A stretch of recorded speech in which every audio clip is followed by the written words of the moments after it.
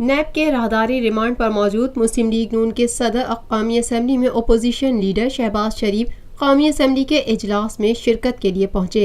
इजलास में इजहार ख्याल करते हुए शहबाज शरीफ का कहना था कि हुकूमत ने चीनी कॉन्सुलेट पर हमले से मुतालिक ब्रीफिंग दी।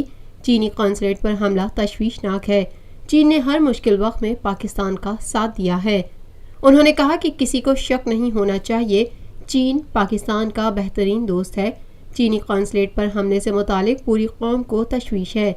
पुलिस और रेंजर्स की बरवक्त कार्रवाई से चीनी अमला महफूज रहा। दुश्मन को पैगाम है, उनके अज़ाइम पांव तले रोन देंगे। अपोजिशन लीडर का कहना था कि माजी में भी हमें हथकड़ियां लगाई गईं, धमकियों से पाकिस्तान को नुकसान हो रहा है। 22 करोड़ आवाम का मफाद सबसे ज्यादा अजीज होना चाहिए। हम इन गलियों से पहले भी गुजरे हैं। कौम को आज बड़े चैलेंजेस हैं, अमली मैदान में आगे बढ़ना है। पेशावर से लेकर कराची तक किसी को इसमें शक नहीं कि China is the most trusted, time tested friend of Pakistan along with Turkey and Saudi Arabia.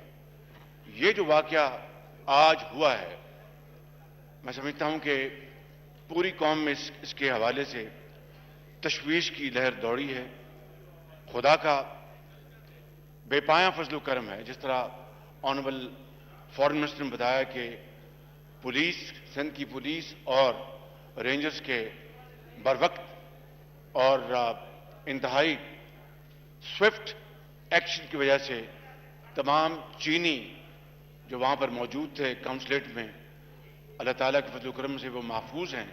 लेकिन इससे जनाब स्पीकर आप अंदाजा फरमा लें कि किस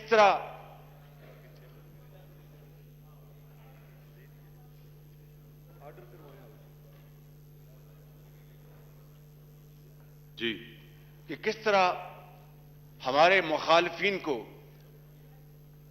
चीन पाकिस्तान इश्तराक दोस्ती उनको खटकती है, उनके आंखों में निश्तर की तरह चुभती है।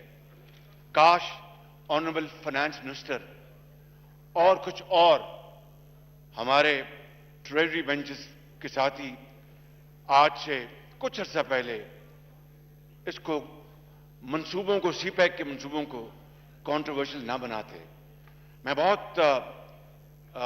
मुझे खुशी महसूस हुई and I feel really at home जब आज ऑनरेबल फॉरेन मिनिस्टर ने कहा कि चीनी सीपैक के मंसूबे पाकिस्तान की तरक्की और खुशहाली के लिए एक संगे मील की हैसियत रखते हैं।